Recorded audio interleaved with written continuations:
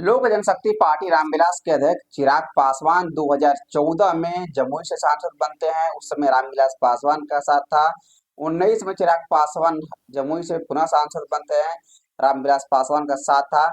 लेकिन 2024 लोकसभा चुनाव में चिराग पासवान रामविलास पासवान की कर्मभूमि हाजीपुर से चुनाव लड़ रहे हैं साथियों।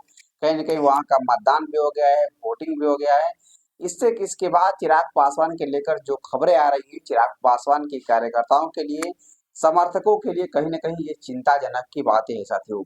लेकिन एक बात मैं आपको ले चलता हूँ 2019 लोकसभा चुनाव में, कहीं न कहीं जिस तरीके से 24 लोकसभा चुनाव में चिराग पासवान को लेकर जो खबरें चल रही है, ये कहीं न कहीं 2019 लोकसभा चुनाव में चिराग पासवान को लेकर जमुई से खबर चल रही थी कि चिराग पासवान जमुई से एक बड़े अंतर से हार रहे हैं।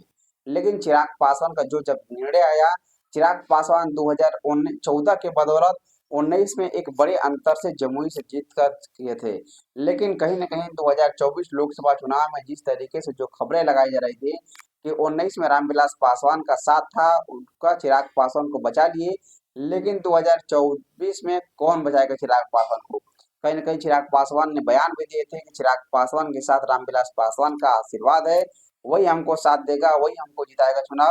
लेकिन कहीं न कहीं हाजीपुर में जिस तरीके से माहौल सा था, कहीं न कहीं चिराग पासवान के कुछ कार्यकर्ता थे जो वैशाली हाजीपुर से बिलोंग करते थे, कुशवाहा समाज के, उन लोगों में टिकट बंटवारे के समय नाराजगी थी। लेकिन उन लोगों से चिराग पासवान को कुछ असर पड़ने वाला नहीं है। कहीं न कहीं चिराग पासवान के पक्ष में पूरी तरीके से हाजीपुर की जनता मतदान की है।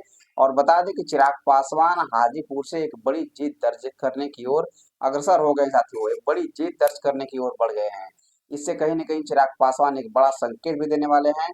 कहीं न कहीं रामविलास पासवान का जो रिकॉर्ड था, वर्ल्ड रिकॉर्ड, उसको भी चिराग पासवान क्रॉस भी कर सकते हैं। अब देखने वाली बात हुई साथियों, मैं आप सबके साथ लगातार बने रहूंगा, अपडेट दूंगा। अभी के लिए इतना ही। मैं अक्षय पासवान और आप देख रहे हैं बिहारी फर्स्ट चैनल। अगर आप लोग हमारे चैनल पर नए हैं तो सब्सक्राइब कर दीजिए। जय हिंद, जय बिहार।